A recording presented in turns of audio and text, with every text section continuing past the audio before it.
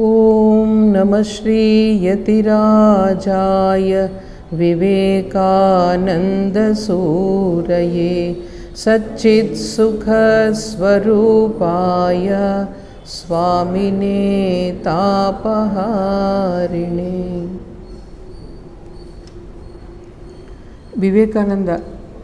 స్వామి వివేకానంద సంపూర్ణ గ్రంథావళిలో మొదటి వాల్యూమ్ మనం చదువుతున్నాము.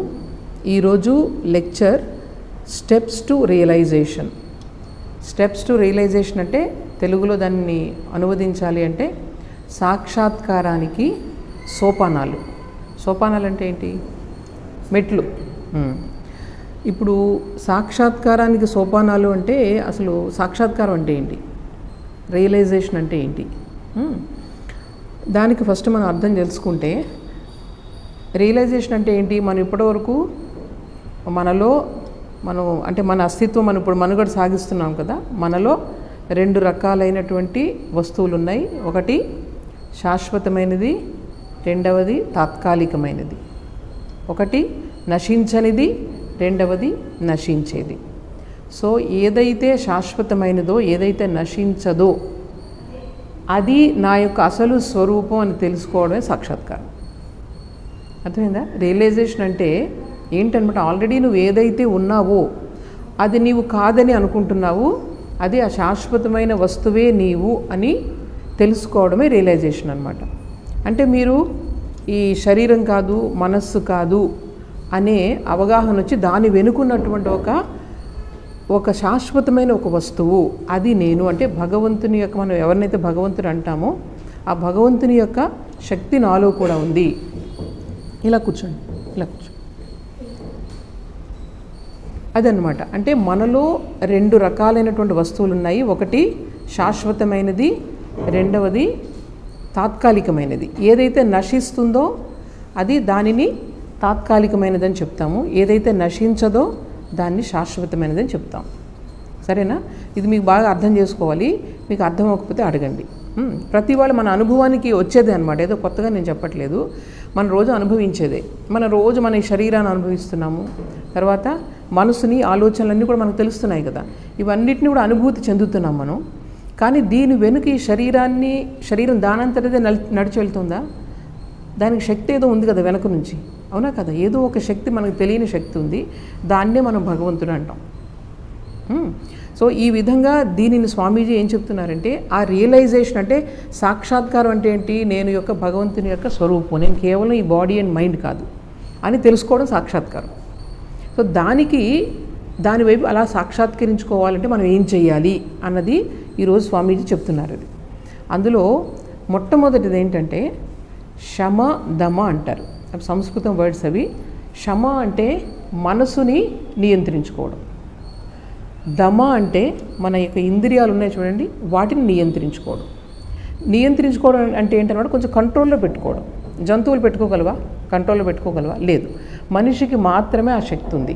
అంటే మనసుని, తర్వాత ఇంద్రియాలను కంట్రోల్లో పెట్టుకోవడం ద్వారా దీన్ని శమ దమ అంటారనమాట. అవి రెండు కూడా. సో ఈ కంట్రోల్లో మన అందరూ కూడా కొంచెం కంట్రోల్లో పెట్టుకోకపోతే అసలు మనుషులుగా ఉండగలమా? కేవలం పశువులుగా ఉండట్లేదు కదా మనం. ప్రతి దగ్గర కూడా మనం కొంచెం కంట్రోల్ పెట్టుకుంటాం. ఒక తల్లి ఉందనుకోండి, దానికి ఆకలేస్తున్నా పిల్లలకి ఏం చేస్తుంది? తను తినకుండా తనకు పెడుతూ ఉంటుంది. అలాగే ఎవరైనా కష్టంలో ఉంటే మనం సహాయం చేస్తాం, మనకు ఉండి కాదు, లేకపోయినా వాళ్ళకి మనం ఫీల్ అయ్యే సహాయం చేస్తాం. ఇవన్నీ కూడా మానవులు అనగానే జంతువుల కంటే కూడా కొంచెం ఎక్కువ కంట్రోలింగ్ పవర్ ఎక్కువ ఉంటుంది. సో అప్పుడే అనమాట. సో ఇవి రెండు కూడా మనం శమ దమ ఇవి రెండు చేసుకున్నప్పుడు మొదటి మెట్లు మనం సాక్షాత్కరించుకోవడానికి అని చెప్తున్నారు. దీనికి ముందు మనం తెలుసుకోవాల్సింది ఏంటంటే, ఇప్పుడు ఏదైనా ఒక వస్తువు నేను చూస్తున్నాను అనుకోండి, ఏం చూస్తుంది? నా కళ్ళు చూస్తున్నాయి. కళ్ళు చూస్తున్నాయి. మరి ఇప్పుడు సపోజ్ ఒక మనిషి చనిపోయాడు అనుకోండి, కళ్ళు తెరిచి అలా చనిపోయాడు అనుకోండి, ఆ కళ్ళు చూస్తాయా? అంటే యాక్చువల్గా ఎవరు చూస్తున్నారు? కళ్ళు చూస్తే కనుక మరి ఆ కళ్ళు చూడాలిగా, అప్పుడు కూడా చూడాలిగా. చిన్నగా లాజికల్గా మీరు ఆలోచించండి. అందువల్ల చూసేది కళ్ళు కాదు. ఈరోజు సైన్స్ కూడా మనకి క్లియర్గా ఇది చెప్తుంది. ఈ చూసేది ఆర్గాన్ ఎక్కడుందో తెలుసా మీకు? మెదడులో ఉంది. దాన్ని ఆప్టికల్ సెంటర్ అంటారు మెదడులో. ఆ ఆప్టికల్ సెంటర్ అన్నది మీకు యాక్చువల్గా చూస్తుంది. ఇదేంటనమాట, కేవలం ఒక ఇన్స్ట్రుమెంట్. మీరు కంప్యూటర్ మీద వర్క్ చేస్తున్నారు, ఇప్పుడు కంప్యూటర్ అలాగే ఉందనుకోండి, ఏ ఎలక్ట్రిసిటీ లేకుండా, లోపల సాఫ్ట్వేర్ లేకుండా ఏమైనా పనిచేస్తుంది? అది ఏంటది? కేవలం ఒక ఇన్స్ట్రుమెంట్, ఒక పరికరం మాత్రమే. దాని లోపల మీకు అది పనిచేయాలంటే ఏం ఉండాలి? సాఫ్ట్వేర్ ఉండాలి, తర్వాత ఎలక్ట్రిసిటీ ఉండాలి. ఇవి రెండు ఉండాలి. ఇక్కడ కూడా అంతేది గుర్తుపెట్టుకోండి, ఇది కేవలం ఇన్స్ట్రుమెంట్ మాత్రమే. దానికి కావాల్సింది ఏంటన్నమాట? ఎక్కడుంది? అంతా కూడా దాని సాఫ్ట్వేర్ ఎక్కడుంది? మెదడులో ఉంది. మెదడులో ఒకవేళ సపోజ్ మనకు మెదడు ఏదైనా పాడైపోయింది అనుకోండి, ఆ పార్ట్ మీరు చూడలేరు, కళ్ళు ఉన్నా సరే, చెవు ఉన్నా సరే వినలేరు. సో యాక్చువల్ ఆర్గాన్ ఎక్కడుందనమాట? మీకు మెదడులో ఉంది. సో ఆర్గాన్ ఉంటే ఒకటే సరిపోతుందా మనకి? మనసు కూడా ఉండకపోతే మీరు దేన్ని చూడలేరు. సపోజ్ నేను చూస్తున్నాను, అక్కడ నా మనసు దేన్నో ఆలోచిస్తుంది, ఎప్పుడో నిన్న జరిగిన సంఘటన గురించి బాగా తీవ్రంగా ఆలోచిస్తుంది. నా కళ్ళు మిమ్మల్ని చూస్తూనే ఉంటాయి, కానీ నాకు నిజంగా చూడట్లేదు నా కళ్ళు. అలా జరుగుతుందా లేదా మనకు చాలాసార్లు?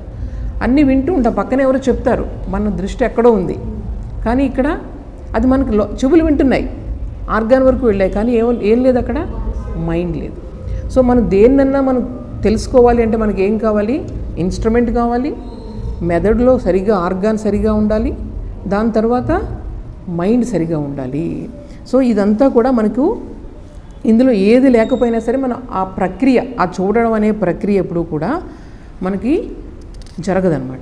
అలాగే మైండ్ చూడండి, కళ్ళు మూసుకున్నాం అనుకోండి, లోపల మాత్రం మైండ్ ఏం చేస్తుంది? యాక్టివ్గానే ఉంటుంది కదా.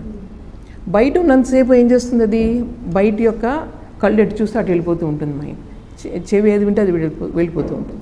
కానీ కళ్ళు మూసుకుంటే, మనం మొత్తం కళ్ళు మూసుకున్నాం అనుకోండి, అప్పుడు మైండ్ యాక్టివ్గా ఉంటుంది, ఆలోచనలు వస్తూ ఉంటాయి కదా. ఏం చేస్తుంది? అది జరిగిన వాటి గురించి ఆలోచిస్తుంది, లేకపోతే ఏం జరుగుతుందో జరగబోయే ప్లానింగ్ ఏదో ఒకటి చేస్తూ ఉంటుంది. So mind is always active. మన ఇంద్రియాలు ఓపెన్గా ఉన్నప్పుడు ఏం చేస్తుందంటే ఇంద్రియాల వెనక వెళ్ళిపోతూ ఉంటుంది, దాంతోపాటు వెళ్ళిపో. ఇంద్రియాలు ఎప్పుడైతే మన కళ్ళు మూసి రాత్రి పడుకున్నప్పుడు ఏం చేస్తాం మనం? కళలు వస్తూ ఉంటాయి. అప్పుడు మైండ్ యాక్టివ్గా ఉన్నట్టా లేదా? లోపలంతా యాక్టివ్గా ఉంటుంది. సో మైండ్ ఎప్పుడు యాక్టివ్గా ఉంటుంది అనమాట. చూడండి, మైండ్ ఎలా గ్రహిస్తుంది మీకు? మెయిన్గా మనకు 5 ఇంద్రియాలు ఉన్నాయి. 5 ఇంద్రియాలు తెలుసుగా మీకు? దేంతో అయితే మన జ్ఞానాన్ని సంపాదిస్తున్నామో 5 ఇంద్రియాలు ఉన్నాయి. ఇందులో ఈ చెవి తర్వాత కళ్ళు చాలా యాక్టివ్. ఇప్పుడు మనం ఏదైనా ఒక విషయాన్ని ఆలోచిస్తాం అనుకోండి, సపోజ్ మీరు అమ్మ అనే పదం విన్నారు, మీరు అమ్మ అనే మాట వినగానే మీకు ఎవరు గుర్తుకొచ్చారు? మీ అమ్మగారు గుర్తొచ్చారా లేదా? అంటే ఈ మనం చెప్పే శబ్దానికి తర్వాత ఆ దృశ్యానికి కూడా కనెక్షన్ ఉంటుందన్నమాట. ఏదైనా సరే మీరు చూసేదానికి, ఈ వినేదానికి, శబ్దానికి, రూపానికి రెండింటికి కనెక్షన్ ఉంటుంది. సో మైండ్ ఎప్పుడు కూడా వీటి మధ్య అలా తిరుగుతూనే ఉంటుందన్నమాట. ఈ శబ్దం, రూపం, నేమ్ అండ్ ఫామ్ లేకుండా మీకు ఏది కూడా అసలు మైండ్ ఆలోచించదు. సో ఇప్పుడు ఈ మైండ్ ఎందుకంటే మనం చెప్తున్నారు ఇదంతా కూడా ఇక్కడ మైండ్ని, ఈ ఇంద్రియాలని ఎలా కంట్రోల్లో తెచ్చుకోవాలి? ఎందుకు కంట్రోల్లో తెచ్చుకోవాలి? ఒక మంచి విషయం, ఒక భగవంతుడు అనే విషయాన్ని మీరు లోపల అనుభూతి చెందాలి. భగవంతుడిని ఎవరు కూడా ఈ కళ్ళతో చూడలేరు, ఎందుకంటే ఆయనకు ఆకారం లేదు, కళ్ళతో చూడలేరు. అలాగని చెప్పేసి ఆయన చెప్పిన మాటలను డైరెక్ట్గా మనం విన్నట్టు వినిపించాం అనమాట.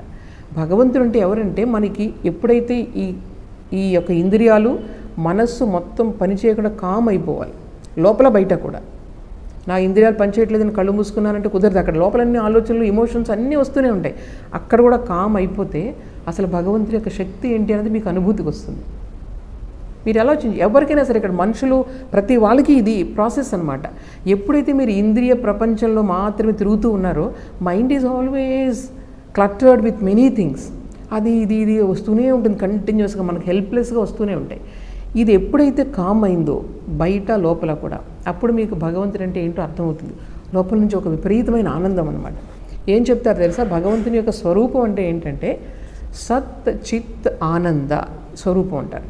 సత్ అంటే ఎప్పుడు ఉండే వస్తువు, త్రికాలాల్లో, భూత భవిష్యత్ వర్తమాన కాలాల్లో ఎప్పుడు ఉండే వస్తువు. చిత్ అంటే నాలెడ్జ్ అనమాట. చిత్ అంటే నాలెడ్జ్ అంటే మొత్తం ఈ ప్రపంచంలో ఉన్నటువంటి అన్ని రకాల యొక్క జ్ఞానం యొక్క స్వరూపం భగవంతుడు, ఆయనకి అన్నీ తెలుసు, సర్వజ్ఞుడు అంటారు. ఇంకా మూడవది ఆనంద స్వరూపం అంటే అక్కడ మనకు దుఃఖం కానీ ఆనందం కానీ మనం ఎక్కడ ఫీల్ అవుతాం చెప్పండి? మైండ్లోనే కదా. ఒకే పరిస్థితుల్లో ఇద్దరిని పెట్టండి, ఒకరు ఒక రకంగా ఫీల్ అవుతారు, ఇంకో రకంగా ఫీల్ అవుతారు. అంటే ఏంటనమాట, వాళ్ళ మనసు తేడాగా ఉంది. సో మనసులోనే మీకు సుఖం దుఃఖం కూడా. యాక్చువల్ ఈ మనసు ఎప్పుడైతే శాంతించిందో మీకు ఆనందం అన్నది దానికదే బబుల్ అవుతుంది అనమాట. అదే ఆనంద స్వరూపం భగవంతుడు. అందువల్ల భగవంతుని యొక్క స్వరూపం ఏంటి? సత్ చిత్ ఆనందం. ఎప్పుడూ ఉండే వస్తువు, అన్నీ తెలిసిన వస్తువు, ఎప్పుడూ బ్లిస్ఫుల్ ఆనందంగా ఉండే వస్తువు, అది భగవంతుడు అంటే. అది మనందరిలోనూ కూడా ఆ స్వరూపం ఉంది, ఆ సత్తా ఉంది మనందరిలో కూడా. సృష్టిలో అంతా కూడా భగవంతుని యొక్క శక్తి పరివ్యాప్తమై ఉంది, అందరిలోనే ఉంది, మనలోనూ ఉంది. మనకి అది అనుభవించే శక్తి ఉంది, వేరే జంతువులకు వాటికి లేదు. సో దానిని అనుభవించాలంటే మనం ఏం చేయాలి? మనసుని కంట్రోల్ చేసుకోవాలి. మన చిన్న వాడికి ఏం చేస్తాం? మనకి ఏదో ఇది వస్తే ఈరోజు ఇది కొనుక్కుంటే నాకు ఆనందం వస్తుంది అనుకుంటాం, అవునా కదా? అది కొనుక్కుంటాం. మళ్ళీ రేపు పొద్దున ఆనందం ఉంటుందా? మళ్ళీ ఇంకోటి కావాలని అనిపిస్తుందా లేదా? మీరు ఆలోచించి చూడండి. ఒకటి కావాలనుకుంటే ఇంకొకటి. ఎంత డబ్బున్న వాళ్ళైనా సరే, ఈవెన్ మీరు అంబానీలు తీసుకోండి, ఎంత వాళ్ళందరూ సుఖంగా ఇదైన తర్వాత ఇంకోటి ప్లానింగ్, వాళ్ళకి ఇంకోటి ఏదో కొనుక్కోవాలి.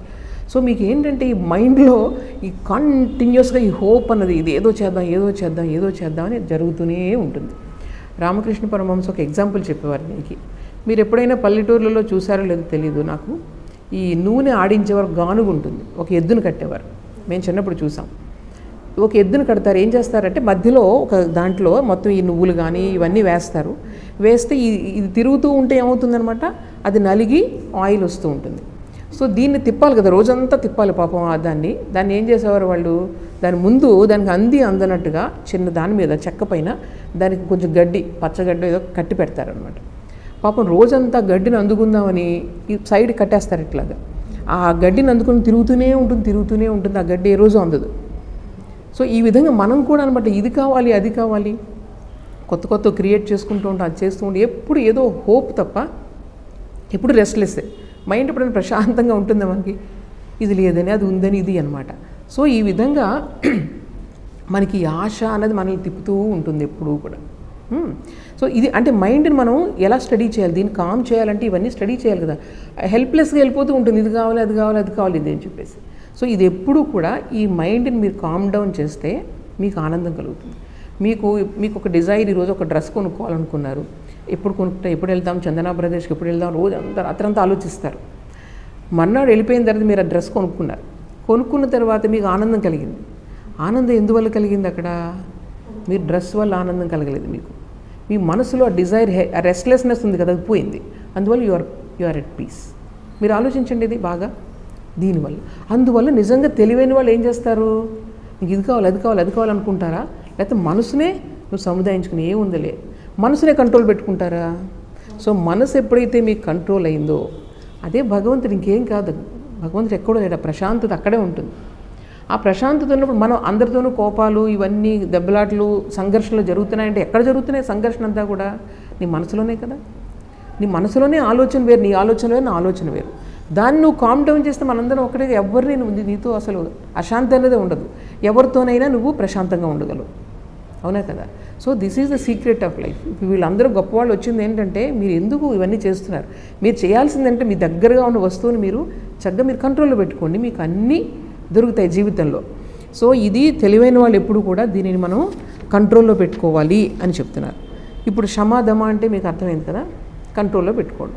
దాని నెక్స్ట్ స్టెప్ ఏంటి తెలుసా? ఉపరతి అని ఇంకొక స్టెప్ ఉంది. అది దాని థర్డ్ స్టెప్. మనకు 6 స్టెప్స్ చెప్తారు ఇక్కడ. ఈ ఉపరతి అంటే ఏంటంటే, మనం అంతకుముందు జరిగిన విషయాల గురించి ఆలోచించడం. మీరు ఏం చేస్తారు? మనం టైం ఏం చేస్తామంటే ఎంతో ఎప్పుడో జరిగిపోయినవి చెప్పుకుంటూ ఉంటాం, లేకపోతే ఫ్యూచర్ గురించి ప్లాన్స్ వేస్తూ ఉంటాం. దానివల్ల ఏమవుతుందన్నమాట, ఈ ప్రస్తుతం ఏంటో దాని మీద నీ మైండ్ ఉండదు. నీ మైండ్ ఎనర్జీ అంతా వేస్ట్ అవుతుందా లేదా? ఆ విధంగా, అవునా కదా. సో ఈ విధంగా ఇది కూడా అనమాట. అంటే భగవంతుడిని మనం పొందాలి అంటే కనుక ఆ శాంతంగా మనసు ఉండకపోతే అది ఉండదన్నమాట. అందుకనే ఈ రెండోది మీరు చేయాల్సింది ఏంటనమాట, ఇప్పుడు మామూలుగా మనసుని వీటిని కంట్రోల్ చేసుకుంటున్నాం. ఈ మనసుని అనవసరంగా ఫ్యూచర్లోకి, పాస్ట్లోకి వెళ్ళిపోయి ఆ విషయాలు చర్చించుకోవడం, అది చేసుకోవడం, అది చేయకుండా ఉండాలి. ప్రజెంట్లో ఉంటేనే నీకు ఆ భగవంతుని యొక్క శక్తి తెలుస్తుంది. ఎంతసేపు వెనక్కి ముందుకు వెళ్తుంటుంది. ఈ ప్రజెంట్ మూమెంట్లో చాలా తక్కువ ఉంటుంది మైండ్. సో దీనిని కూడా ఎవరైతే ఇది కావాలనుకుంటున్నారో వాళ్ళు కంట్రోల్లో పెట్టుకోవాలి. తర్వాత ఇక మూడో విషయం ఏంటో తెలుసా? తితీక్ష అంటే సహనం. ఎందుకంటే ప్రతి వాళ్ళకి మన జీవితంలో కష్టాలు వస్తాయి, నిరాశలు వస్తాయి, అవునా కదా. వీటన్నిటికీ ప్రతిదానికి కృంగిపోయాం అనుకున్నాం మనం. అప్పుడు ఏమవుతుంది, మైండ్ ఎప్పుడు డిస్టర్బ్డ్గానే ఉంటుంది. ఈరోజు ఒకటి వస్తుంది ప్రాబ్లం, రేపు ఇంకోటి వస్తుంది. మరి వాటిని పట్టించుకొని కూర్చుంటే మన మైండ్ డిస్టర్బ్ అయిపోతే ఇంక మైండ్ ప్రశాంతంగా ఎప్పుడు ఉంటుంది? సో అందువల్ల మనం ఏం తెచ్చుకోవాలన్నమాట, సహనం. ఒక విషయాన్ని కష్టం కలిగితే దానికి సహించే శక్తిని మనం పెంచుకుంటూ పోవాలి. నేను పైకి ఇప్పుడు సపోజ్ నన్ను ఎవరైనా మీరు అన్నారు ఏదో ఒక మాట, నేను బాధపడిపోయి వెంటనే 4 మాటలు అన్నాను, ఇదొక స్టేజ్. రెండో స్టేజ్లో ఏం చేస్తానంటే నేను వెంటనే నువ్వు ఏదైనా అన్నా నేనేమన్నా లోపల ఓర్చుకొని నేను ఏం మాట్లాడను పైకి మాత్రం, ఇదో రెండో స్టేజ్. ఇక్కడ కూడా ఏమవుతుంది, పైకి నేను ఏమన్నా కానీ లోపల మాత్రం బాధపడిపోతూ ఉంటాను, లేకపోతే వాళ్ళ మీద కోపం అన్న వాళ్ళ మీద పైకి ఎక్స్ప్రెస్ చేయండి. ఇలా చూడండి, రకరకాల మనుషులు మీరు అబ్జర్వ్ చేస్తే మీకు రకరకాల మనుషులు కనిపిస్తూ ఉంటారు. వాళ్ళు డిఫరెంట్ స్టేజెస్లో ఉన్నారనమాట. ఇప్పుడు 3వ స్థాయిలో ఉన్న వాళ్ళు ఏం చేస్తారనమాట, లోపల చాలా ఇంకా తిట్టుకుంటూ ఉంటారు. దానివల్ల మీకు హెల్త్ పాడైపోతుంది. పైకి ఎక్స్ప్రెస్ చేయరు, లోపల మాత్రం ఎప్పుడు వీళ్ళ పని జరుగుతుందా, వీళ్ళకి ఎప్పుడు చూస్తారు, ఎప్పుడైనా సరే నాకు జరిగిన అన్యాయానికి వీళ్ళు ఎప్పుడైనా సరే జీవితంలో చూస్తారు. ఇలా లోపల నీకు ఆలోచన, తర్వాత విలాపం, లోపల ఏడుస్తూ ఉంటావు, పైకి అడవు నువ్వు. సో అది కూడా ఏం కాదు. కానీ 4వ స్టేజ్ ఉంది అక్కడ. 4వ స్టేజ్లో అక్కడ గొప్ప వాళ్ళందరూ ఇలా ఉంటారనమాట. చింత విలాపరహితం. అక్కడ చింత, లోపల ఆలోచన, ఎవరో నాకు అన్యాయం చేశారు, వాళ్ళ మీద నేను ప్రతీకారం తీర్చుకోలేదు, లోపల కూడా నాలో ఒక నెగిటివ్ థాట్ కూడా రాలేదు వాళ్ళ పట్ల. వీళ్ళు మహాత్ములు అనమాట. లోపల కూడా రాదు వాళ్ళకంటే, మైండ్ అస్సలు కొంచెం కూడా చేంజ్ అవ్వదు అనమాట. సో ఈ తితీక్ష అనే విషయాన్ని కూడా మనం నెమ్మదిగా అలవాటు చేసుకోవాలి. సహనం సర్వదుఃఖానాం అప్రతీకారపూర్వకం చింతా విలాపరహితం స తితీక్ష నిగద్యతే. సహనం సర్వదుఃఖానాం, ఇవి కొన్ని సహించాలండి, వేరే సహించలేని అలా కదా, అన్ని దుఃఖాల్ని సహించాలి. అలాగే లోపల మళ్ళీ చింత విలాపం ఇది ఉండకూడదు. మళ్ళీ కూడా అప్రతీకారపూర్వకం, ప్రతీకారం ఉండకూడదు. నన్ను ఎవరో ఏదో అన్నారని చెప్పేసి వాళ్ళు ఇది చేద్దాం అది చేద్దాం లోపల ప్లాన్స్ వేసుకోవడం ఇది ఉండకూడదు. సో ఇవన్నీ ఉన్నప్పుడే నీకు ఏమవుతుందంటే తితీక్ష అనే లక్షణం వస్తుంది. ఇవన్నీ మనం ఎందుకు చెప్పుకుంటున్నాం, భగవంతుని యొక్క నిజమైన ఆయన యొక్క తత్వాన్ని మనం నిజంగా అనుభూతి చెందాలి జీవితంలో అనుకుంటే కనుక ఇవన్నీ చేయాలి. మనందరూ పైకి అనుకుంటాం, మనందరూ రిలీజియస్, మేము చాలా మన మతాన్ని మనం అనుసరిస్తాం, గుళ్ళకి వెళ్తాం, వీటికి వెళ్తాం అనుకుంటాం. కానీ ఈ లక్షణాలు మనలో వచ్చే వరకు మనం నిజంగా రిలీజియస్ కాదు. రిలీజియన్ అంటే ఏంటంటే ఈ ఇంద్రియాల యొక్క మనస్సు యొక్క ప్రభావాల నుంచి మనం బయటికి వచ్చినప్పుడే మీరు నిజంగా రిలీజియస్. నిజంగా నేను మంచి ధార్మికమైనటువంటి వ్యక్తిని అని మనం చెప్పుకోగలం. అప్పుడు అటువంటి వాళ్ళకి ఎవరి మీద ద్వేషం ఉండదు, ప్రతీకారం ఉండదు, వాళ్ళలో భేదబుద్ధి ఉండదు, అందరిలో సమదృష్టి, అందరినీ ఒకే రకంగా చూస్తారు. అవునా కదా? అటువంటి వాళ్ళే నిజమైన మహాత్ములు. మనం అందరూ ఊరికే పేరుకి మనం పైకి చెప్పుకున్నాం, ఈ బట్టలు వేసుకొని నేను ఇదని చెప్పేసి, అంతవరకు ఈ స్థితి వచ్చే వరకు మనం ఎవరు కూడా నిజమైన ధార్మికమైన అని చెప్పుకోవడానికి మనకి అర్హత లేదనమాట. అదే చెప్తున్నారు. ఇప్పుడు మనం 3వ లక్షణం చెప్పుకుందాం. ఇక 4వ లక్షణం ఏంటంటే శ్రద్ధ. శ్రద్ధ అంటే మనం ఏమనుకుంటాం, బాగా శ్రద్ధగా చదువుతున్నాడు, మంచి శ్రద్ధ అని చెప్పుకుంటూ ఉంటాం కదా. కానీ దీని అసలైన అర్థం ఏంటంటే, మనం ఇప్పుడు చూడండి, నిజంగా భగవంతుడు ఎలా ఉన్నాడు మనకు ఎవరికైనా తెలుసా? ఏవో పుస్తకాలు మనం అనుకున్నాం, దాన్ని బట్టి కొన్ని ప్రేయర్స్ చేస్తాము, లేదా పూజలు చేస్తాము, అలా మనం చేసుకుంటూ వెళ్తున్నాం. కానీ నిజంగా భగవంతుని యొక్క తత్వం ఏంటి అన్నది మనకి ఇంకా అనుభూతి కాలేదు కదా. ఎందుకంటే భగవంతుడు అన్నవాడు ఇంద్రియాలకి వీటికి అందేది కాదు, కళ్ళతో చూసేది కాదు, చెవులతో వినేది కాదు భగవంతుని తత్వం. అందువల్ల అటువంటి దానిపై శ్రద్ధ అంటే విశ్వాసం ఉండాలి. నేను ఎప్పుడూ చూడలేదు, చూడకపోయినా ఇటువంటి దాన్ని మహాత్ములు ఎందరో అనుభవించారు ఒకప్పుడు. ఎందుకంటే చాలామంది మహాత్ములు మనం చూసాం కదా, గొప్పవాళ్ళని, వాళ్ళందరి జీవితంలో వాళ్ళు అనుభవించారు అంటే ఇది తప్పకుండా ఉంటుంది అనేటువంటి ఫెయిత్ అనమాట. ఒక కొటేషన్ ఉంది ఏంటంటే, faith is the bird that sees light even when the dawn is dark. అంటే ఉదయం ఎప్పుడు కూడా తెల్లవారినప్పుడు చీకటిగా ఉంటుంది కదా, తెల్లవారుతూ ఉంటుంది. పక్షులు ఏం చేస్తాయి, ఇంకా సూర్యుడు రాడు అయినా సరే ఏం చేస్తూ ఉంటాయి, పక్షులు కూస్తున్నాయంటే అర్థం ఏంటి చూడండి, మనకి ఇంకా చీకటిగా ఉన్నప్పుడు అవి కూస్తూ ఉంటాయి. అందుకే ఇక్కడ చెప్తున్నారు, faith is the bird that sees light even when the dawn is still dark. అంటే ఉదయం ఇంకా చీకటిగా ఉన్నప్పుడే వెలుగుని సెన్స్ చేస్తుంది ఆ బర్డ్ ఫెయిత్ అని. నాకు చాలా నచ్చుతుంది ఈ కొటేషన్. అంటే ఇవన్నీ చూసి మళ్ళీ అంటే మళ్ళీ లైట్ని చూస్తాం మనం జీవితంలో, భగవంతుడు అనే శక్తి ఒకటి ఉంది అనే దృఢమైన విశ్వాసం. ఈరోజు నేను చూడకపోయినప్పటికీ కూడా ఆ ఫెయితే లేకపోతే నువ్వు పాటు పడవు కదా దాని గురించి. రామకృష్ణ పరమహంస ఏమనేవారు తెలుసా, ఒక దొంగ ఉన్నాడు, ఆ దొంగ పక్కన ఒక రూమ్లో చాలా ఇన్ని మణుగుల బంగారం ఉందని తెలిసింది. తెలిసినప్పుడు రాత్రంతా అతను నిద్రపోగలడా? ఎందుకంటే దాన్ని ఎలా పొందాలి, ఎలా దీనికి కన్నం వేయాలి, కిటికీలో దూరం తెచ్చుకోవాలని ఆలోచిస్తూ ఉంటారు రాత్రంతా. ఆ విధంగానే మనం కూడా నిజంగా భగవంతుడు అనే గొప్ప విషయం, అసలు ఎంత ఆనందం కలుగుతుందో భగవంతుని పొందితే, అది మనకు నిజంగా తెలిస్తే మనం ఏం చేస్తాం? రాత్రి నిద్రపోగలమా? ఈ ఇష్టం వచ్చిన అటు ఇటు తిరిగి మామూలు విషయాల్లో మనం టైం స్పెండ్ చేయగలమా? ఆ భగవంతుని నేను పొందాలి, ఆయన ఎలా పొందాలి, నలుగురిని అడుగుతాం వెళ్ళి, ఎలా పొందాలి, ఆ భగవంతుని ఎలా పొందాలి. అందుకని భగవంతుడు ఉన్నాడు అనే విశ్వాసం అనేది చాలా గొప్ప విషయం. ఆ విశ్వాసం అందరికీ ఉండదు. మనం ఉన్నాడు ఎందుకంటే నా కోరిక తీరిస్తే ఉన్నాడు అనుకుంటాం, ఈరోజు మొక్కుకుంటాం, ఇది తీరిస్తే ఉన్నాడు, లేదా భగవంతుడు లేరు అనుకుంటాం. అది కాదు విశ్వాసం అంటే.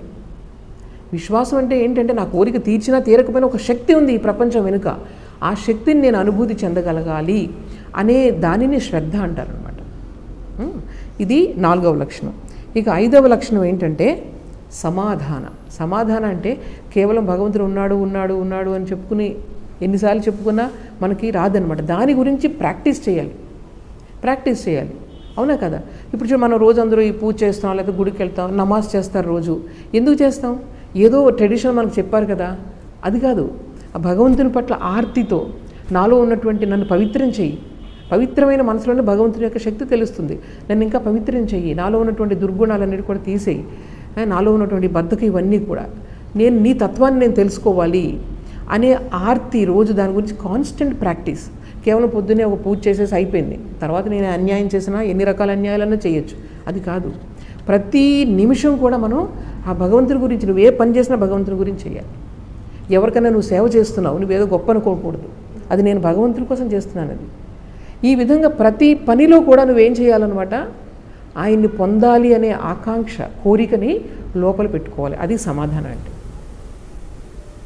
అర్థమైందా? సమాధానం అంటే కాన్స్టెంట్ ప్రాక్టీస్ అనమాట. ఏదో ఒక నిమిషంలో చేస్తాను, తర్వాత నేను ఇష్టం వచ్చినట్టు ఆలోచించాను, అలా ఉండకూడదు. ప్రతి నిమిషం కూడా నేను భగవంతుని యొక్క ఆరాధన కింద ఏ పని చేసినా చెయ్యాలి.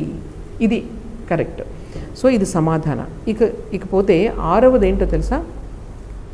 ముముక్షత్వం అంటారు. అంటే మోక్షం పొందాలి అనే కోరిక. మళ్ళీ మోక్షం అంటే ఏంటి? మోక్షం అనగా అందరూ భయపడిపోతారు. మోక్షం అంటే ఏంటి? నాలో ఉండే కోరికల నుండి, నాలో ఉండే దుర్గుణాల నుండి, నా మనస్సు యొక్క బలహీనతల నుండి బయటికి రావడం మోక్షం. అంతకన్నా అయిపోయింది. అది అంటే మనం ఇంతవరకు చెప్పుకున్నాం కదా, మనసుని కంట్రోల్ చేసుకోవడం అంటే మనసులో ఉన్నటువంటి ఈ చెత్త చెదారాన్ని అన్నింటినీ ఖాళీ చేయడం, అది మోక్షం. నువ్వు వేరేగా వెళ్ళి ఎక్కడికో వెళ్ళి ఏం చేయగలరు, నీవు ఎదురుగుండా వచ్చి భగవంతుడు అలా సాక్షాత్కరించడు. నీ మనసులోంచే నీకు ఆనందం నీకే తెలుస్తుంది. ఎవరైతే భగవంతుని అనుభూతిని పొందారో, ఏ మతంలో అయినా సరే మీరు చూడండి, వాళ్ళందరి మాటలు ఒకేలా ఉంటాయి. మీరు ఎక్కడైనా చూడండి, ఇది ఛాలెంజ్ అనమాట. ఎవరైతే భగవంతుని అనుభూతిని నిజంగా పొందారో జీవితంలో, వాళ్ళు వేరుగా మాట్లాడరు. శారదాదేవి ఉన్నారు కదా, ఆవిడ ఏమనేవారు తెలుసా? ఒక చెట్టు పైన రకరకాల పక్షులు ఉంటాయి, పక్షులన్నీ కూడా రకరకాలుగా కూస్తూ ఉంటాయి, అవునా కదా? ఆ విధంగానే కానీ పక్షులు కూస్తున్నాయంటాం మనం, అంతే కదా? అక్కడ పక్షి కూస్తుందని చెప్తాం. ఒకటి ఒక్కొక్క రకంగా ఒక భాషలో చెప్పొచ్చు, ఇంకోటి ఇంకో భాషలో చెప్పొచ్చు. అదేవిధంగా మహాత్ములందరూ ఎవరైతే భగవద్ అనుభూతిని పొందారో వాళ్ళందరూ కూడా ఒకే విషయాన్ని మాట్లాడతారు. భాష వేరేగా ఉండొచ్చు, భావం వేరేగా ఉండొచ్చు, కానీ విషయం మాత్రం ఒక్కటే. అందువల్ల ఇది గుర్తుపెట్టుకోండి, ఎప్పుడూ కూడా భగవంతునికి దగ్గరగా ఉన్న వాళ్ళు ఏ మతంలో అయినా సరే, ఏ రిలీజియన్ సంబంధించని వాళ్ళైనా సరే, మామూలుగా వాళ్ళు ఎవరిని ఆరాధించరు, కానీ వాళ్ళ యొక్క మహాత్ములు ఏంటి, వాళ్ళ యొక్క గొప్పదనం, వాళ్ళు చాలా మానసికంగా చాలా ఎదిగి ఉన్నారంటే వాళ్ళందరూ భగవంతుని దగ్గరగా ఉన్నట్లే, భగవంతుని యొక్క స్వరూపానికి దగ్గరగా ఉన్నట్లే. అర్థమైందా? సో వీళ్ళందరూ కూడా అది ముముక్షత్వం అనమాట. ఎవరైతే మోక్షాన్ని తీవ్రంగా కోరుకుంటున్నారో, మనం దేన్ని తీవ్రంగా కోరుకుంటామో, మనం ఆస్తిపాస్తుల్ని, వీటన్నిటిని, ఉద్యోగాలు, వీటిని తీవ్రంగా రోజు మనకు నిద్రే పట్టదు, అట్లా కోరుకుంటాం. కానీ వీళ్ళు ఏం చేస్తారనమాట, ఎందుకంటే ఇవన్నీ ఈరోజు వస్తాయి, 2 రోజులు ఉంటాయి, మళ్ళీ రేపు పొద్దున వెళ్ళిపోవచ్చు అవి. కానీ ఇది ఈ భగవంతుని యొక్క శక్తి, ఆ యొక్క ప్రభావం మనలో వస్తే ఎన్ని కష్టాలు వచ్చినా ఆనందంగా మనం ఎదుర్కొంటాం. అసలు చాలా లైట్గా అనిపిస్తాయి అన్నమాట అన్నీ కూడా. భగవద్గీతలో ఒక శ్లోకం ఉంది, యస్మిన్ స్థితోన దుఃఖేన గురునాపి విచాల్యతే. దేనియందు నీ మనసు లగ్నమైతే కనుక పెద్ద దుఃఖం కూడా నిన్ను విచలితం చేయలేదు. అలాగే యం లబ్ధ్వా చాపరం లాభం మన్యతే నాధికం తతః. దేనిని పొందితే నీకు ఎంత పెద్ద నీకు డబ్బులు వచ్చినా సరే ఇంకా నీకు అది గొప్ప అని అనిపించదు. నువ్వు ఆల్రెడీ గొప్పదాన్ని పొందేసావు జీవితంలో. ఇంక నీకు ఎన్ని ఆస్తులు అంతస్తులు కోట్లు కోట్లు వచ్చినా అవి చాలా తక్కువ అనిపిస్తాయి. అంటే భగవంతుని పైన మనసు ఎవరికైతే ఉందో ఆయనకి ఎన్ని వచ్చినా నీకు వేస్ట్. నువ్వు డబ్బుల పైన వాడు మనసు ఉండదు. ఆపదామపహర్తారం దాతారం సర్వసంపదాం, ఇది మనకి రామనామ సంకీర్తనలో వస్తుందన్నమాట.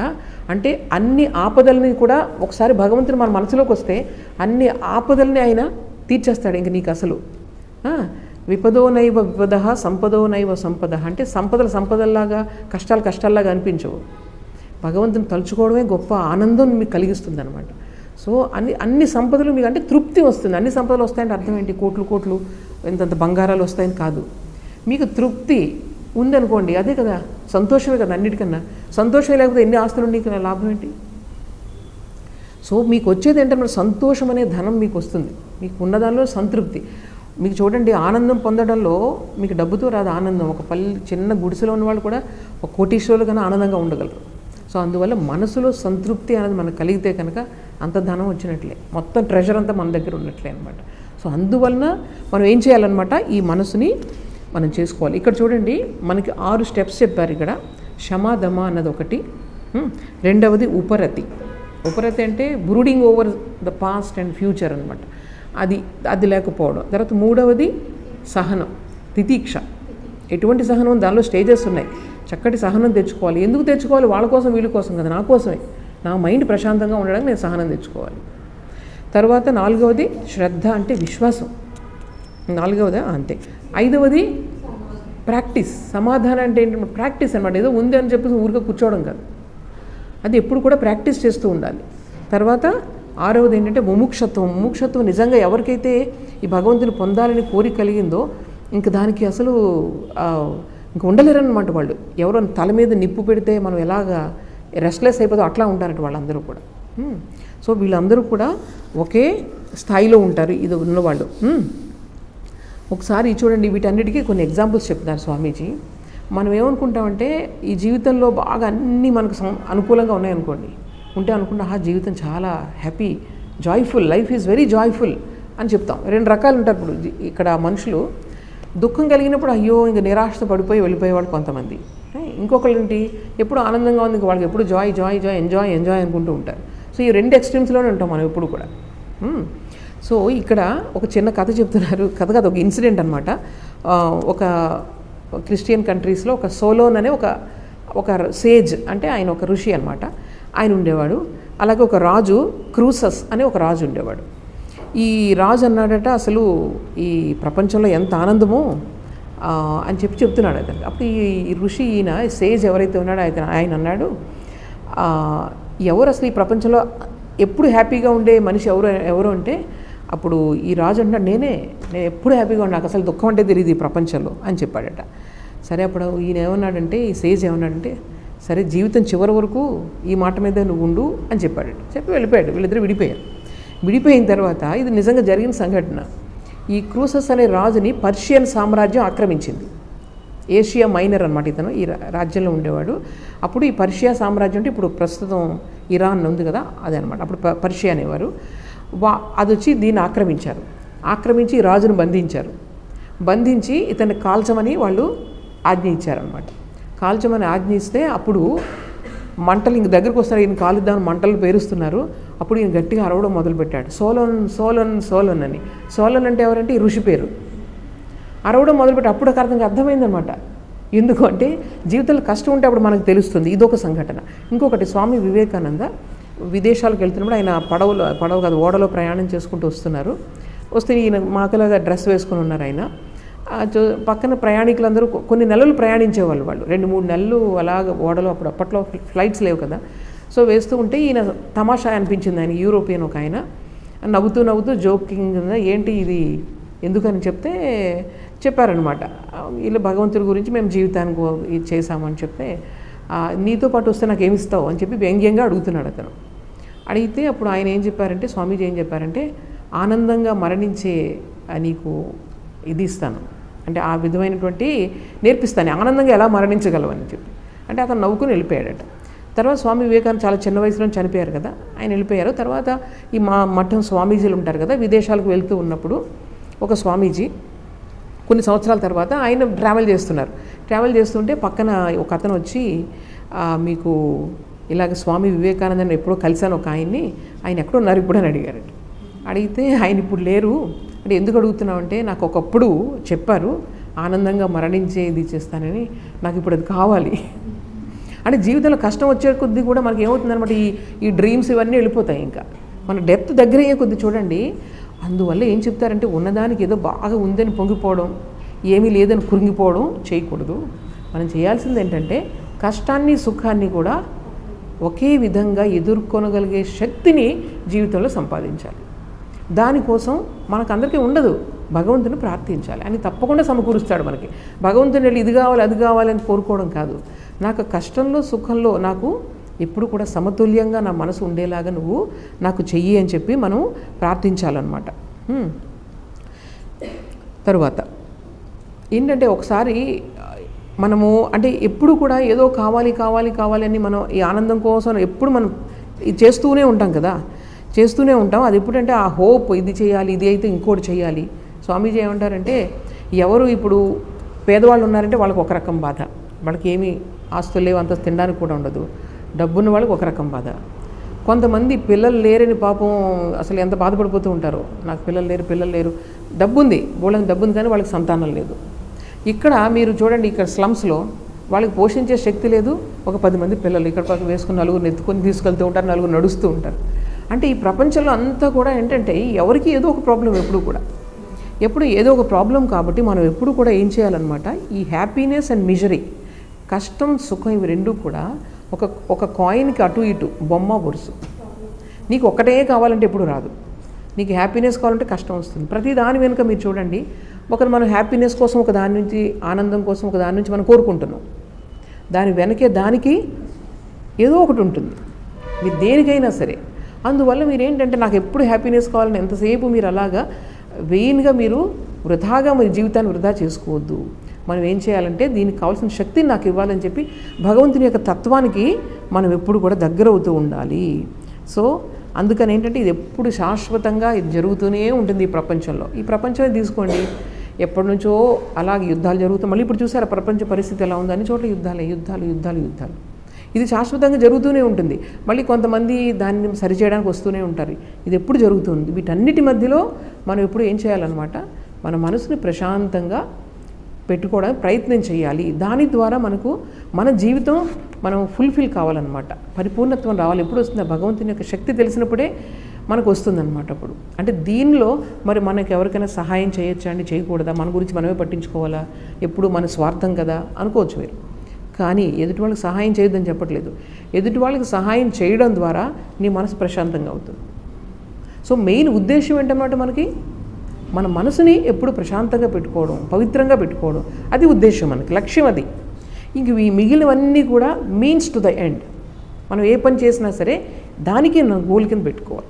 ఈవెన్ నువ్వు చదువుకున్నా సరే, నువ్వు జాబ్ ఏదైనా సరే, దీని ద్వారా నేను ఒక మంచి పని చేయాలి, మంచి పని చేయడం వల్ల నాకు ప్రశాంతంగా ఉంటుంది. తప్పు ఎవరైతే చేశారో వాళ్ళ మనసులో ప్రశాంతంగా ఉండగలరు ఎప్పుడైనా? కాన్షియన్స్ ఎప్పుడు ప్రిక్ చేస్తూనే ఉంటుంది, లోపల ప్రిక్ మీ వెనకే వస్తుంది అది, ఎన్ని జన్మలలో మీ వెనక వస్తుంది అది. ప్రతి దానికి మీరు చేసిన ఒక ఆలోచన, చెడు ఆలోచన కానీ, చెడు నిర్ణయం కానీ, చెడు పని కానీ, ప్రతి దానికి మీకు మళ్ళీ మీరు అనుభవించి తీరాల్సిందే.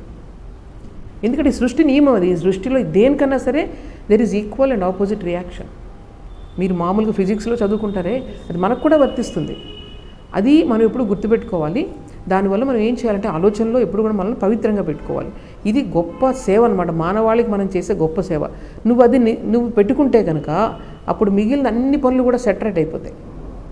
ఎందుకంటే తప్పు ఆలోచన చేయలేవు, నువ్వు తప్పు పని చేయలేవు. ఎదుటి వాళ్ళు కష్టపడుతుంటే నువ్వు న్యాచురల్గానే రెస్పాండ్ అవుతావు.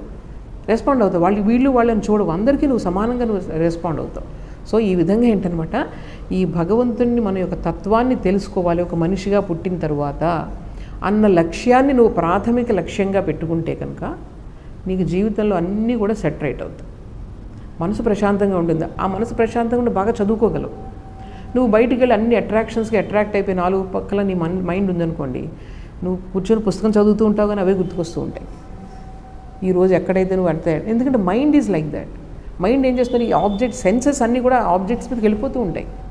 మరి నీ మనసు నువ్వు కంట్రోల్లో పెట్టుకున్నావు అనుకో, నువ్వెన్ని బయట ఎన్ని అయినా సరే నేనేం ప్రభావితం చేయవచ్చు, అన్నీ చూడొచ్చు, కానీ నీ మనసులో నువ్వు స్టడీగా ఉంటావు. సో ఈ విధంగా మనసుని కంట్రోల్లో పెట్టుకోవడం అనేది మనం చాలా చాలా ప్రయత్నం చేయాలి.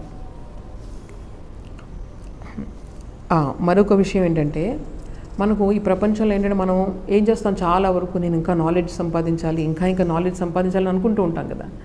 కానీ స్వామీజీ ఏమంటారంటే, ఈ జ్ఞానం నీ బుద్ధి ద్వారా నువ్వు ఎక్కువ ఏం చేస్తావంటే విడదీస్తూ ఉంటావు మనుషులు. నీ బుద్ధి ద్వారా ఏం చేస్తావు, ఇది వేరు ఇది వేరు, వీళ్ళు వేరు వాళ్ళు వేరు అని బుద్ధి ఇప్పుడు విడదీస్తూ ఉంటుంది. కానీ నీ హృదయం ఏదైతే ఉందో కలుపుతూ ఉంటుంది అన్నిటినీ. అంటే ఈ రెండిటికి మధ్య నీ కాన్ఫ్లిక్ట్ వచ్చినప్పుడు నువ్వేం చేయాలి, నీ హృదయాన్ని ఫాలో అవ్వాలి, హృదయాన్ని కల్టివేట్ చేసుకోవాలి. కేవలం చదివి చదివి చదివి చదివి చదివి మీకు థియరమ్స్ చదివేసి 99 మార్క్స్ 100 మార్క్స్ వచ్చేసాయి, బట్ హార్ట్ డెవలప్ అవ్వలేదు. పక్క వాళ్ళు ఎవరైనా కొంచెం కష్టపడుతుంటే నువ్వు చూడవు, నీ స్వార్థం నువ్వు చూసుకుంటాను ఉన్నావు అనుకో, ఎంత గొప్ప తెలివితేటలు నీకు ఉపయోగం ఏంటి? సో అందుకు స్వామీజీ ఏం చెప్తారంటే, కేవలం బై కల్టివేటింగ్ ఇంటలెక్ట్ మానవ సమాజం విడిపోతూ ఉంటుంది. ఎంతో మీరు చేశారు. స్వామీజీ క్వశ్చన్ చేస్తారు, అది ఫారినర్స్కి ఎక్కడ చెప్తున్నారంటే అమెరికాలో చెప్తున్నారు. ఇది వాళ్ళకి చెప్తున్నారు, మీరు యూరోపియన్స్ మీరు అందరూ కూడా ఇంటలెక్ట్ని చాలా డెవలప్ చేసేసారు, దానివల్ల మీరు ఏమైందనమాట, అప్పట్లో మీకు ఆ టైంలో ఎలా ఉండేది, స్లేవ్స్ మీకు తెలుసు కదా, స్లేవ్ ట్రేడ్స్, ఆఫ్రికన్స్ అందరినీ పశువుల్లాగా తీసుకొచ్చి వాళ్ళని అమ్మేసి జస్ట్ లైక్ యానిమల్స్. అవన్నీ మీరు చదివారు లేదు నాకు తెలియదు, అక్కడ 7 generations అని కొన్ని పుస్తకాలు ఉన్నాయి. ఆ రోజుల్లో కేవలం పశువుల్లాగా వాళ్ళని షిప్స్లో పెట్టి చిన్న చిన్న పెట్టి తీసుకొచ్చి అమెరికానంతటిని కూడా దోచుకొని వాళ్ళు ఏం చేశారు, వీళ్ళందరినీ మనుషుల్ని యానిమల్స్ లాగా ట్రీట్ చేసి వాళ్ళు స్లేవ్ ట్రేడ్ జరుగుతుండేది స్వామీజీ టైంలో ఇవన్నీ కూడా. సో స్వామీజీ అంటారు, మీ యొక్క మీరు ఇంటలెక్ట్ని డెవలప్ చేశారు, చాలా చిన్న చిన్న ఆనందాల కోసం పెద్ద పెద్ద ఇన్స్ట్రుమెంట్స్ని కనిపెట్టారు. ఇన్స్ట్రుమెంట్ తర్వాత ఈ రోజుకి కనిపెడుతూనే ఉన్నాం, ఎందుకంటే కొంచెం సేపు మీకు నర్వస్ కొంచెం రిలాక్సేషన్ వస్తుంది, ప్లెజర్ వస్తుంది. దానికోసం మొత్తం ప్రకృతిని నాశనం చేసి ఇష్టం వచ్చిన ఇన్స్ట్రుమెంట్స్ మనం ఈ రోజుకి చేస్తూనే ఉన్నాం. ఎంత మనం డివాస్టేషన్ చేస్తున్నాం కదా, దీనివల్ల ఎంత జరుగుతుంది, ఎన్ని ఇన్స్ట్రుమెంట్స్ ఇప్పుడు చూడండి. నేను మొన్నే చదివాను, స్పీడ్ ఆఫ్ ద లైట్ అంటే అన్నిటికన్నా ఎక్కువ స్పీడ్ ఏంటి ప్రపంచంలో అంటే లైట్ స్పీడ్. ఆ స్పీడ్తో అమెరికా దాని జెట్ని ఇప్పుడు ఇన్వెంట్ చేసింది already. Speed of the light అంటే ఏంటనమాట, ఆ స్పీడ్ ఆఫ్ ద లైట్ నువ్వు ఎన్ని కంట్రీస్నా నాశనం చేసేయచ్చు. అంటే నీకు ఇంత తెలివితేటలతో నువ్వు ఏం చేస్తున్నావు అనమాట, వేరే వాళ్ళ వినాశనానికి దారితీస్తుందా లేదా? స్వామీజీ చూడలేదు, స్వామీజీ 1902లో చనిపోయారు, కానీ ఆటం బాంబు ఎప్పుడు వేశారు, సెకండ్ వరల్డ్ వార్ టైంలో. నీ తెలివితేటలతో ఆటం బాంబులు నువ్వు తయారు చేసి అంటే ఈ ఆటం బాంబుని తయారు చేస్తే ఎంతమందిని ఎంత నాశనం జరగగలదని చెప్పి ఎక్స్పెరిమెంట్ చేశారు జపాన్ పైన. ఆలోచించండి, అంటే మన తెలివితేటలు ఎటువైపుకి అందరినీ చంపడానికి ఇన్స్ట్రుమెంట్స్ పెద్ద పెద్ద గన్స్ని చేసి అందరినీ చంపడానికి తయారు చేస్తున్నామా లేదా? సో స్వామీజీ ఏం చెప్పారు ఆ రోజుల్లో, మీరు హృదయాన్ని కల్టివేట్ చేసుకునే దానికి మీరు ట్రై చేయండి, కానీ దీనివల్ల లాభం లేదు. ఇప్పుడు ఎవరికైనా సహాయం చేయాలి అంటే మన మైండ్ ఏం చెప్తుందంటే, వద్దు అనవసరంగా మనకు మళ్ళీ అందరూ ఎవరో ఒకరు చేస్తారులే, మనం చేయడం ఎందుకు, డబ్బులు మళ్ళీ మనకు తగ్గిపోతాయి, ఇట్లా మైండ్ మీకు ఎనలైజ్ చేస్తూ ఉంటుంది. కానీ మీరు హార్ట్ అనిపిస్తుంది, అయ్యో వాళ్ళు కష్టపడుతున్నారే, నాకు లేకపోయినా వాళ్ళకి అని మీ హార్ట్ ఫీల్ అవుతూ ఉంటుంది. ఈ రెండిటికి కాన్ఫ్లిక్ట్ వస్తే స్వామీజీ చెప్తారు, ఫాలో యువర్ హార్ట్, అప్పుడే నువ్వు మంచిగా ముందుకు ఎదగలుగుతావు అని చెప్తారనమాట. సో ఇక్కడ ఏం చెప్తారు తెలుసా, ఈ జీవితం ఒక పెరుగు అనుకుంటే దాన్ని మనం చిలుకుతాం, అంటే మన యొక్క ఎక్స్పీరియన్స్తో మనం చిలికినప్పుడు అందులోంచి వచ్చే వెన్న ఉంది చూసారా, ఆ వెన్న అనేది ఏంటనమాట హార్ట్. అది అంటే హార్ట్తో నువ్వు వెళ్తే నీకు ఎసెన్స్ వస్తుంది జీవితంలో, లైఫ్. ఇంక ఈ బటర్ మిల్క్ అన్నది నీకు ఇంటలెక్ట్ ద్వారా వచ్చే విషయం అనమాట, ఎసెన్స్ అన్నది వెన్న. సో ఎప్పుడు కూడా ఫీలింగ్స్ని మనం కల్టివేట్ చేసుకోవాలి, ఎదుటి వాళ్ళ గురించి ఆ ఫీలింగ్ కల్టివేట్ చేసుకుని మనం పశువులాగా తయారైపోతాం. సో ఇది చాలా చాలా ఈ స్వామీజీ చెప్తారనమాట, ఈ రెండింటినీ కూడా మీరు చేసుకోవాలి ఇప్పుడు కూడా. ఎందుకంటే ఇప్పుడు గొప్ప గొప్ప వాళ్ళు మీరు చూడండి, ఫర్ ఎగ్జాంపుల్ మనం చూసుకుందాం, అక్కడ ముందు నుంచి మనం వస్తే కానీ గొప్ప గొప్ప అందరూ కూడా పెద్ద పెద్ద చదువుకున్న వాళ్ళు ఎవరు లేరు. గొప్ప మహాత్ములు అందరిలో కూడా పెద్ద పెద్ద పండితులు ఉన్నారా? లేరు. వాళ్ళు ఫీల్ అయ్యి, వాళ్ళ చుట్టూ ఉన్నటువంటి కష్టానికి ఫీల్ అయ్యి వాళ్ళ జీవితాన్ని త్యాగం చేసిన వాళ్ళే మహాత్ములు అయ్యారు. అవునా కదా? అందువల్ల మీరు పుస్తకాలు చదివేసి ఏదో నాలెడ్జ్ వస్తుంది, భగవంతుడి గురించి లెక్చర్స్ ఇచ్చేద్దామంటే దానివల్ల లాభం లేదు. మీరు కావాల్సింది ఏంటంటే హృదయాన్ని కల్టివేట్ చేసుకోండి. ఎలా కల్టివేట్ చేసుకుంటాం? నలుగురు గురించి ఫీల్ అవ్వడం ద్వారా. మనం కల్టివేట్ చేసుకోవాలి. అది చాలా ఇంపార్టెంట్ అనమాట. ఎందుకంటే పవిత్రమైన మనసు అనేది ఒక అద్దం లాంటిది. ఎవరికి అద్దం లాంటిది? భగవంతుడికి అద్దం లాంటిది. భగవంతుని యొక్క ప్రతిబింబం దానిపైనే పడుతుంది. అద్దం నిండా మరకలు ఉన్నాయనుకోండి, దాని మీద ప్రతిబింబం పడుతుందా? అలాగే ఒక కొలను ఉంది, ఆ కొలంలో అంత డర్టీ మొత్తం చెత్త ఉందనుకోండి, దానిలో సూర్యుడి ప్రతిబింబం బాగా పడుతుంది. టర్బులెంట్గా ఉంది, సరిగా పడదు. ఎక్కడైతే స్టడీగా క్లీన్గా ఉంటుందో వాటరు, అక్కడ కరెక్ట్గా ఆ సూర్యుడి యొక్క ప్రతిబింబం మీరు చూసారో లేదు, కరెక్ట్గా మిర్రర్ లాగే ఉంటుంది. సో అందువల్ల ఏంటంటే మైండ్ని ప్యూర్ చేసుకుంటే భగవంతుడు ఆయనే వచ్చి కూర్చుంటారు, మనమే వెళ్ళక్కర్లేదు. ఆయన యొక్క తత్వం మన దగ్గరికి అయ్యే కొద్దీ కూడా ఆనందమే వేరు. ఎవరికి మనం చెప్పక్కర్లేదు నువ్వు భగవంతుడిని పొందావా. నువ్వు వెళ్ళే కొద్దీ కూడా భగవంతుని యొక్క మార్గంలో నీ కలిగే ఆనందమే, ఒక పవిత్రమైన ఆనందమే నీకు చెప్తుంది నువ్వు దగ్గరికి వెళ్తున్నావని. అందువల్ల మనం ఏం చేయాలి, లాస్ట్ ఇక్కడ స్వామీజీ చెప్పేది ఏంటంటే మన హృదయాలను కల్టివేట్ చేసుకోవాలి. భారతదేశంలో మీకు తెలుసో లేదో, నేను లాస్ట్ క్లాస్లో మీకు చెప్పాను, ఈ యాటమ్స్, పరమాణువులు మన యొక్క శాస్త్రాల్లో మీరు చూస్తే ఇవన్నీ ఉన్నాయి, మొత్తం ఇవన్నీ రాసి ఉన్నాయి. అంటే వాళ్ళు ఎక్కడ కూడా ఇన్స్ట్రుమెంట్ కనిపెట్టలేదు, ఋషులు వాళ్ళందరూ కూడా. ఆ ఋషులు కేవలం పవిత్రమైన మనసు ద్వారా మొత్తం ఎలా రాశారు. ఇప్పుడు మీకు పంచాంగం ఉంది, మీకు ఈ రోజు కూడా ఎప్పుడు మీకు గ్రహణం వస్తుందో చెప్తారు. మీకు సైన్స్ డెవలప్ ఎప్పటి నుంచో ఎలా తెలిసింది వాళ్ళకి? అంటే గ్రహ గతులు వాళ్ళు ఎలా కనుక్కున్నారు? అసలు ఇన్స్ట్రుమెంట్ ఏం లేకుండా కేవలం అంటే పవిత్రమైన మనసుతో నువ్వు ఆలోచిస్తే ప్రపంచంలో ఉన్నటువంటి సీక్రెట్స్ అన్నీ కూడా నీకు తెలుస్తాయి. ఇవి మన భారతదేశమే దానికి తార్కాణం. భారతదేశంలో ఎలాగ ఈ గ్రహాల గురించి, వీటి గురించి సైన్స్, యాటమ్స్, నానా సప్తదిశో నానా సూర్యాహ వేదాల్లో ఉంది. అది మనం ఒకడే సూర్యుడు అనుకుంటున్నాం కదా, మనకు కనిపించేది ఒకటే సూర్యుడు. కానీ ఆ రోజుల్లో కొన్ని 10,000 సంవత్సరాల క్రితం ఆల్మోస్ట్ వేదంలో వీళ్ళు రాశారు, సప్తదిశో నానా సూర్య, ఒకడే సూర్యుడు కాడు, ఈ ప్రపంచంలో కొన్ని వేల సూర్యులు ఉన్నారు అని చెప్పారు. ఈరోజు సైన్స్ నిరూపించిందా లేదా? ఈ నక్షత్రాలు మనకు కనిపిస్తున్నప్పుడు ఒక్కొక్కటి సూర్యుడు. అది వాళ్ళకి మళ్ళీ సౌర కుటుంబాలు ఉన్నాయి, గెలాక్సీలు ఉన్నాయి. ఇవన్నీ కూడా ఇప్పుడు సైన్స్ మీకు చూపిస్తుంది, అక్కడ కనిపిస్తున్నాయి మనకి ఇప్పుడు. ఇవన్నీ ఎలా చెప్పారు వాళ్ళు?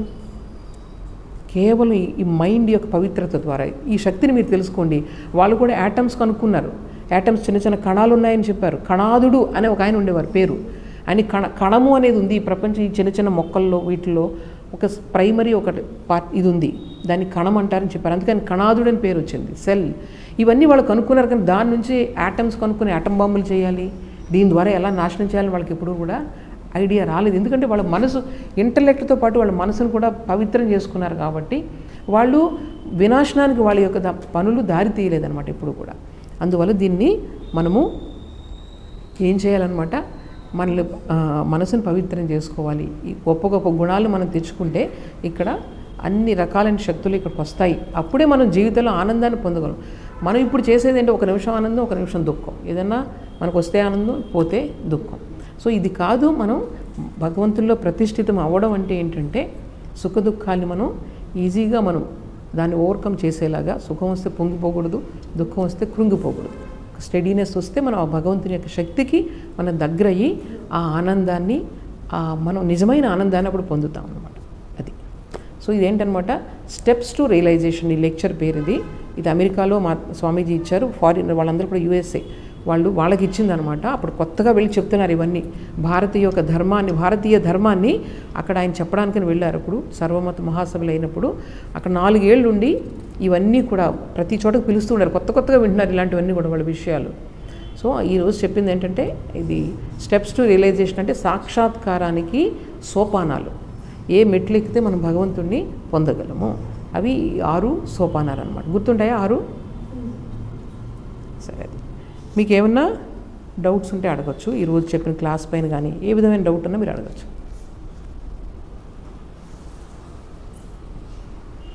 అర్థమైందా?